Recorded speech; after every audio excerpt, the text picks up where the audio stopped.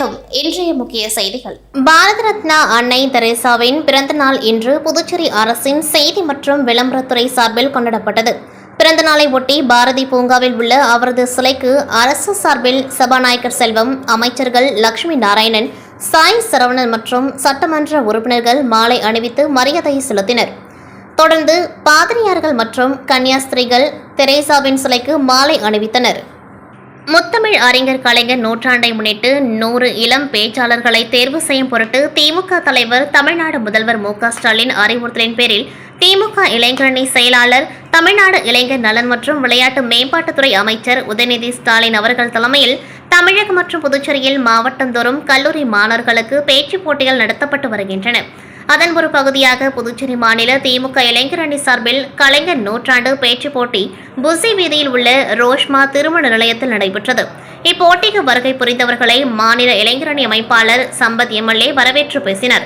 மாநில கழக அமைப்பாளரும் சட்டமன்ற எதிர்க்கட்சித் தலைவருமான சிவா நிகழ்ச்சிக்கு தலைமை தாங்கி போட்டியை துவக்கி வைத்து வாழ்த்துரை வழங்கினார்.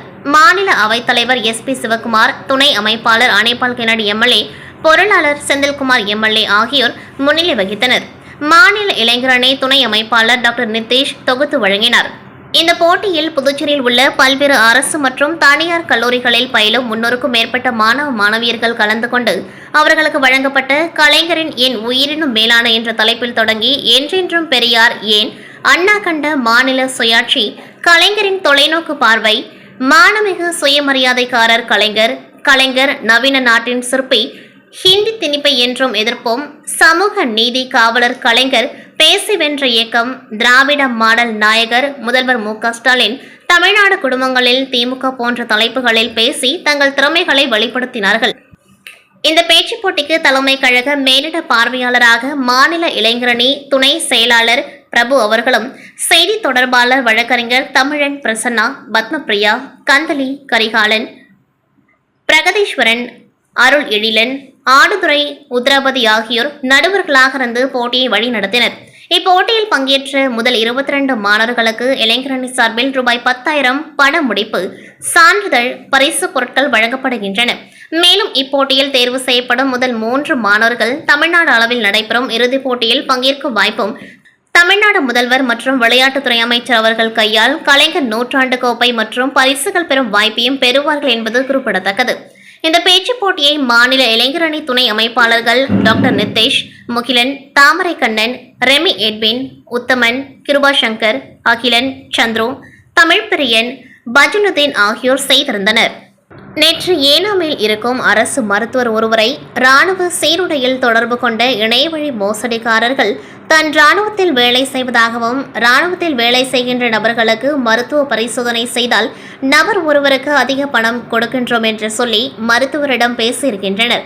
அவர்கள் உண்மையான ராணுவ வீரர்தான் என்று நம்பி தொடர்ந்து பேசிய மருத்துவருக்கு வீடியோ காலில் ராணுவ சீருடையில் இருந்ததால் உண்மையான ராணுவ வீரர்தான் என்று நம்பி அவர் சொன்ன பல்வேறு காரணங்களையும் நம்பி, நீங்கள் ராணுவ வீரர்களுக்கு மருத்துவ பரிசோதனை செய்ய வரும்பொழுது உங்களுக்கு உணவு மற்றும் இருப்பிடம் ஆகியன இலவசமாக கொடுப்போம். மேலும் 15 நாட்களுக்குள் மிக அதிகமான ராணுவ வீரர்களுக்கு நீங்கள் சோதனை செய்யுங்கள், அனைத்து உதவிகளையும் நாங்கள் செய்து தருகிறோம் என்று பல்வேறு புகைப்படங்களை காட்டி, மேலும் உங்களுக்கு இந்த ஆர்டர் கிடைக்க வேண்டும் என்றால் நாங்கள் சொல்கின்ற இந்த அக்கவுண்டிற்கு 77,000 ரூபாய் பணம் அனுப்புங்கள், நாங்கள் உடனடியாக அந்த ஆர்டரை உங்களுக்கு வாங்கி தருகிறோம் என்று சொல்லி அவர்கள் சொல்லிய அக்கவுண்டிற்கு 77,000 ரூபாய் பணத்தை மருத்துவர் அனுப்பி, பிறகு அவர்களிடமிருந்து எந்த பதிலும் வராததால் தான் ஏமாந்ததை உணர்ந்த பிறகு இணையவழி காவல்துறையிடம் புகார் அளித்துள்ளார். அது சம்பந்தமாக இணையவழி போலீசார் விசாரித்து வருகின்றனர். இணையவழியில் வருகின்ற எதையும் நம்பி பணம் செலுத்தி ஏமாற வேண்டாம் என்று பொதுமக்களுக்கு எச்சரிக்கை விடுத்துள்ளனர். புதுச்சேரி மாநிலம் தையல் தொழிலாளர் சங்கம், தமிழ்நாடு தையற்கலை தொழிலாளர்கள் முன்னேற்ற சங்கம் இணைந்து நடத்திய தையல் பயிற்சி பட்டறை இன்று காரைக்காலில் நடைபெற்றது. இந்த பயிற்சி பட்டறையில் காரைக்காலை சேர்ந்த 150க்கும் மேற்பட்ட தையல் தொழிலாளர்கள் பங்கேற்றனர். இப்பயிற்சி பட்டறையில் தென்காசி, நமச்சிவாயம், கரூர் பாஷா உள்ளிட்ட சிறந்த தையல் துறை வல்லுநர்கள் கலந்து கொண்டு தையல் தொழிலாளர்களின் சந்தேகங்களுக்கு விளக்கம் அளித்தனர். அத்துடன் தற்போதைய காலகட்டத்திற்கு ஏற்ப புதிய தொழில்நுட்பம், புதிய வடிவமைப்புகள் குறித்து செயல்முறை விளக்கினர். இந்நிகழ்ச்சியில் புதுச்சேரி மாநில தையல் தொழிலாளர் சங்க தலைவர் கார்த்திகேயன், செயலாளர் அப்புராஜ், துணைத் தலைவர் சிங்காரவேலு, தமிழ்நாடு தையற்கலை தொழிலாளர்கள் முன்னேற்ற சங்கம் சார்பில் மாநில பொதுச் செயலாளர் தஞ்சை பாலு உள்ளிட்ட புதுச்சேரி மற்றும் தமிழ்நாடு தையல் தொழிலாளர் முன்னேற்ற சங்கத்தினர் கலந்து கொண்டார்கள்.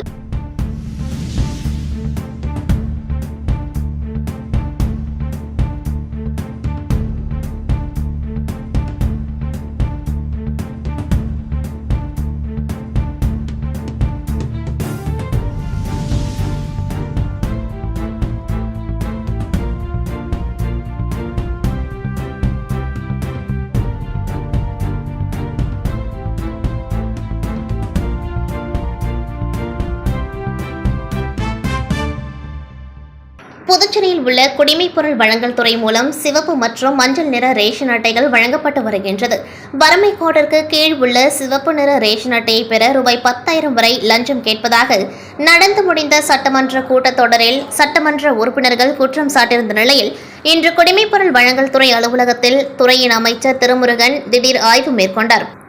ஆய்வின் பொழுது ஊழியர்களின் வருகை பதிவு, நிலுவையில் வழங்கப்படாமல் உள்ள ரேஷன் அட்டைகளின் விவரங்கள் உள்ளிட்டவற்றை அதிகாரிகளிடம் கேட்டறிந்தார். மேலும் இடைத்தரகர்கள் மூலம் லஞ்சம் பெற்றுக்கொண்டு ரேஷன் அட்டை வழங்கினால் அதிகாரிகள் மீது கடுமையான நடவடிக்கை எடுக்கப்படும் எனவும் எச்சரிக்கை விடுத்துள்ளார். புதுச்சேரி மாநிலத்தில் 1999ஆம் ஆண்டு அகில இந்திய சமூக நல அமைப்பு தொடங்கப்பட்டது. இந்த அமைப்பால் பல்வேறு சமூக பணிகள் மேற்கொள்ளப்பட்டு வருகின்றது. இந்நிலையில் இந்த அமைப்பின் 25ஆம் ஆண்டு வெள்ளி விழா சித்தன்குடியில் உள்ள தனியார் திருமண மண்டபத்தில் நேற்று இரவு நடைபெற்றது.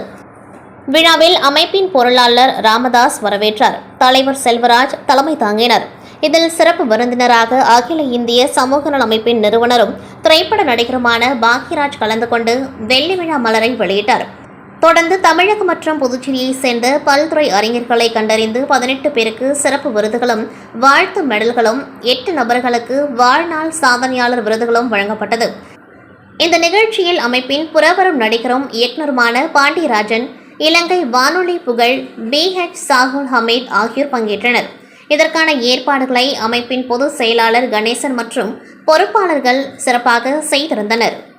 புதுச்சேரி முத்தியால்பேட்டை சித்தானந்தா அரசு பெண்கள் மேல்நிலைப் பள்ளியில் மடிக்கணினி, சைக்கிள் மற்றும் மழைக்கோட் வழங்கும் நிகழ்ச்சி பள்ளி வளாகத்தில் நடைபெற்றது. இதில் சிறப்பு விருந்தினராக முத்தியால்பேட்டை தொகுதி சட்டமன்ற உறுப்பினர் பிரகாஷ்குமார் கலந்து கொண்டு மாணவிகளுக்கு மடிக்கணினி, மிதிவண்டி மற்றும் மழைக்கோட்டினை மாணவர்களுக்கு வழங்கினார். அதைத் தொடர்ந்து தெய்வ திரு சித்தானந்தா அவர்களின் வண்ண நிழற்படத்தை திறந்து வைத்து விளையாட்டுப் போட்டிகளில் வெற்றி பெற்ற மாணவிகளுக்கு பரிசுகள் வழங்கினார். மேலும் நாட்டு நலப்பணி திட்ட மாணவிகளுக்கு அங்கிகள் வழங்கி சிறப்புரையாற்றினார். இதில் சித்தானந்தா அவர்களின் மகன் சுப்பிரமணியனும் சிறப்பு விருந்தினராக கலந்து கொண்டார். இவ்விழாவில் பள்ளி முதல்வர் சாய் வர்கீஸ் தலைமை தாங்கினர். பொறுப்பாசிரியை தனலட்சுமி அனைவரையும் வரவேற்று பேசினார். தலைமை ஆசிரியை இக்னேஷியஸ் மேரி சபீனா முன்னிலை வகித்தார். இவ்விழாவில் ஆசிரியர் பெருமக்கள், மாணவிகள், அலுவலக ஊழியர்கள் மற்றும் பெற்றோர்களும் கலந்து கொண்டார்கள். மேலும் இதில் இசைக்கூடம் சிறப்பு விருந்தினர்களால் திறந்து வைக்கப்பட்டது.